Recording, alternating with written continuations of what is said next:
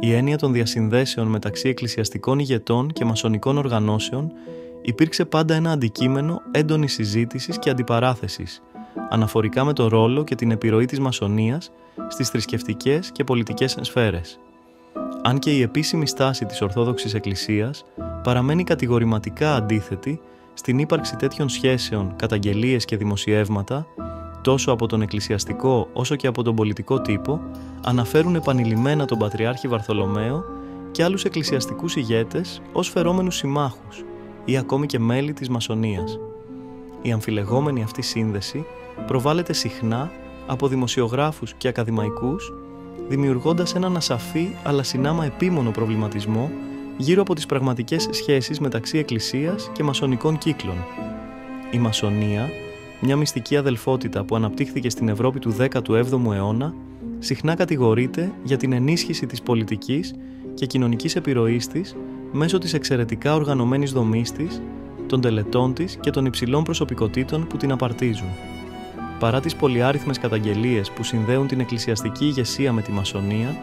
η Εκκλησία συχνά αντιτάσσεται σε αυτές, υποστηρίζοντας ότι τέτοιες αναφορές είναι είτε αβάσιμες είτε κακόβουλες επιθέσεις κατά του εκκλησιαστικού έργου. Ο Πατριάρχης Αθηναγόρας αποτέλεσε πρόσωπο που συνδέθηκε με τη μασονία μέσω καταγγελιών και δημοσιογραφικών ερευνών. Αν και ο ίδιος δεν παραδέχτηκε ποτέ δημοσίως κάποια τέτοια σχέση, υπήρξαν επανειλημμένες αναφορές για τη σύνδεσή του με τη μασονία από εκκλησιαστικούς και δημοσιογραφικούς κύκλους. Το 1967, ο δημοσιογράφος Χαράλαμπος Κολάρος ανέφερε σε άρθρο του ότι ο Πατριάρχης Αθηναγόρας ήταν μέλος μασονικής στοάς και είχε συμμετάσχει σε τελετές, υποστηρίζοντας ότι οι ενέργειές του, όπως η ενίσχυση των σχέσεων με τη Δυτική Εκκλησία και η υποστήριξή του στην οικουμενική κίνηση, αποσκοπούσαν στη δημιουργία δεσμών με τη μασονία και άλλες παγκόσμιες οργανώσεις. Η επαφή του Πατριάρχη Αθηναγόρα με τον Πάπα Παύλο, έκτο το 1965, που συχνά αναφέρεται ως κίνηση προς τις παγκόσμιες δυνάμεις που φέρονται να σχετίζονται με τη μασονία, ενίσχυσε ακόμη περισσότερο τις θεωρίες αυτές. Η αναφορά αυτή ενδυναμώθηκε το 2003 στην εκπομπή «Αποκαλύψεις» του Νίκου Χατζηνικολάου, που παρουσίασε στοιχεία και καταγγελίες σχετικά με τη σύνδεση του Πατριάρχη με τη μασονία, εξετάζοντας τη δυνατότητα να επηρέασε την εκκλησιαστική πολιτική της εποχής του. Υπάρχουν καταγγελίες που υποστηρίζουν ότι ο Χρυσόστομος ήταν μέλος της μασονικής στοάς Ιωνία της Σμύρνης, άλλοι επισημαίνουν ότι το μαρτυρικό του τέλος υπέρ της πίστης και πατρίδας μπορεί να αποκαταστήσει οποιαδήποτε αμφισβήτηση για τη σχέση του με τη μασονία, καθώς θεωρείται ότι το θυσιαστικό του τέλος εξηλαιώνει το πρόσωπό του, με βάση τη θεολογική έννοια της μαρτυρικής θυσίας. Αξιοσημείωτο είναι ότι η Εκκλησία της Ελλάδος αναγνώρισε επίσημα το Χρυσόστομο ως Άγιο το 1992. Ο Πατριάρχης Βαρθολομαίος της Κωνσταντινούπολης, καθ' όλη τη διάρκεια της θητείας του, έχει βρεθεί στο επίκεντρο ερευνών και συζητήσεων σχετικά με τις φημολογούμενες σχέσεις του με τη μασονία,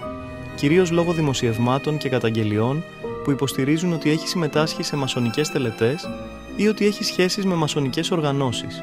Το 2009, ο Πατριάρχης Βαρθολομαίος βρέθηκε στο επίκεντρο έντονων δημοσιευμάτων και καταγγελιών που έγιναν από την εφημερίδα Αδέσμευτος Τύπος και άλλες εκκλησιαστικές εφημερίδες.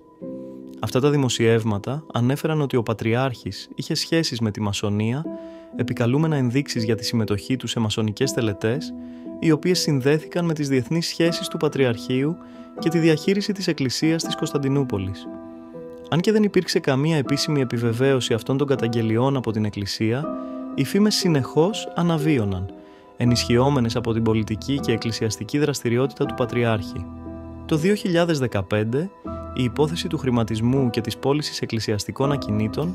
ανέδειξε νέες ανησυχίες για τις διασυνδέσεις του Πατριάρχη με διεθνείς οργανώσεις, περιλαμβανομένων πιθανών μασονικών κύκλων. Σύμφωνα με αναφορές στο δημοσιογράφο Σταύρο Θεοδωράκη και τις εκπομπές του, όπως το Βήμα,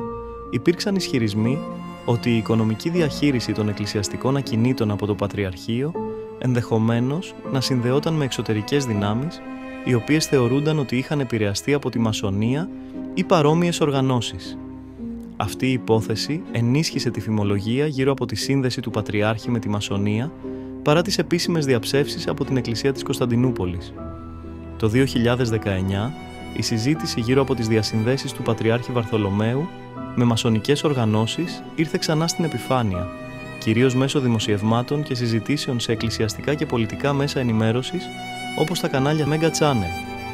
Δημοσιογράφοι και αναλυτές σημείωσαν ότι οι διεθνείς σχέσεις του Πατριάρχη και η συμμετοχή του σε πολυάριθμες διεθνείς πολιτικές και θρησκευτικές πρωτοβουλίες, όπως η οικουμενική κίνηση και οι συναντήσεις με τον Πάπα Φραγκίσκο, μπορεί να ενίσχυαν τις φήμες ότι υπάρχει κάποια σύνδεση με διεθνείς οργανώσεις που συνδέονται με τη μασονία. Αυτή η συζήτηση διαδόθηκε κυρίως λόγω της έντονης δραστηριότητας του Πατριάρχη σε διεθνή φόρουμ, καθώς και των φημολογούμενων σχέσεων του με προσωπικότητες που φέρονται να ανήκουν σε τέτοιες οργανώσεις, γεγονός που δημιούργησε μια αίσθηση ότι οι εκκλησιαστικές πολιτικές και διεθνείς τους σχέσεις ίσως να επηρεάζονται από τέτοιες συνδέσεις. Ο οικουμενισμός στην Ορθόδοξη Εκκλησία, ιδιαίτερα μετά τον Β' Παγκόσμιο Πόλεμο, εντάθηκε μέσα από τις πρωτοβουλίες του Πατριάρχη Αθηναγόρα 1952-1972, ο οποίος αναζήτησε τη συνεργασία και την ενότητα με την Καθολική Εκκλησία. Η πιο σημαντική κίνηση ήρθε το 1964, όταν ο Πατριάρχης Αθηναγόρας συναντήθηκε με τον Πάπα Παύλο έκτος στη Ρώμη και οι δύο εκκλησίες συμφώνησαν να άρουν τις αμοιβαίες αναθεματίσεις που είχαν επιβληθεί το 1054. Ωστόσο, αυτή η συνεργασία προκάλεσε αντιδράσεις σε μέλη της Ορθόδοξης Εκκλησίας που ανησυχούσαν για την ενδεχόμενη ενσωμάτωση σε έναν παγκόσμιο θρησκευτικό συνασπισμό, ο οποίος ίσως περιλάμβανε και οργανώσεις όπως η Μασονία. Μερικοί αναλυτές, όπως οι δημοσιογράφοι Κώστας Ζαχαριάδης και Νίκος Παπαδόπουλος, έχουν επικρίνει τον οικουμενιστικό διάλογο, προτείνοντας ότι οι Ορθόδοξοι ηγέτες, όπως ο Πατριάρχης Βαρθολομαίος, είναι επηρεασμένοι από εξωτερικούς παράγοντες που περιλαμβάνουν τη Μασονία και τις πολιτικές συνδέσεις της με τη Δύση. Αν και οι μασονικές οργανώσεις κατηγορούνται συχνά για την επιρροή τους στην παγκόσμια πολιτική και θρησκευτική σκηνή, δεν υπάρχουν άμεσες αποδείξεις για την εμπλοκή τους στις επαφές των Πατριαρχών με τον Πάπα ή άλλους διεθνείς θρησκευτικούς ηγέτες. Ωστόσο, οι κινήσεις που προωθούν τον οικουμενισμό, σε συνδυασμό με την έλλειψη διαφάνειας σε πολλές περιπτώσεις, ενισχύουν τις αμφιβολίες σχετικά με τις αθέατες επιρροές που διαμορφώνουν τη σύγχρονη πορεία της Εκκλησίας. Στην αχανή σιωπή της ιστορίας, η αλήθεια για τις διασυνδέσεις της Εκκλησίας με τη Μασονία και τον οικουμενισμό παραμένει σκοτεινή. Η εξουσία της Εκκλησίας, η οποία κάποτε έμοιαζε ακλόνητη και αδιαμφισβήτητη, τώρα απειλείται από σκιές που αφήνουν αναπάντητα ερωτήματα.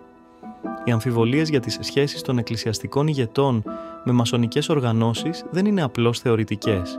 αλλά γίνονται πραγματικότητα μέσα από δημοσιογραφικές έρευνες και καταγγελίες, αφήνοντας τον πιστό να αναρωτιέται για τις πραγματικές επιρροές που διαμορφώνουν την πορεία της Εκκλησίας.